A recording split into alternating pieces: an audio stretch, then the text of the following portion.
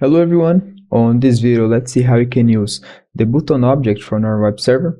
So to elucidate this situation, I have on web server a lamp that is connected to my Q00 digital output from my PLC, and my idea is to use the button object to toggle the value of my variable. So if I click on the button and my digital output is turned off, it will be turned on.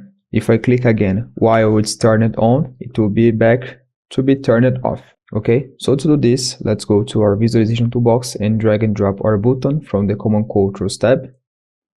Okay, so the toggle property on this button will be inside of the input configuration options for this object. So let's expand the input configuration. Here you see that it has a toggle tab, a toggle option that I can also expand. And here on the variable, you need to declare what is the variable that you're gonna toggle when you press the button.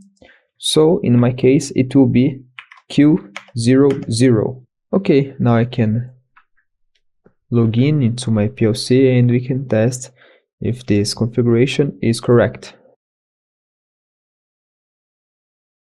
Okay, so my program is now running. If I click on the button, you can see here that my LED is turned on. If I click again, it will be turned off. So this is how you configure and set up a button object here on web server.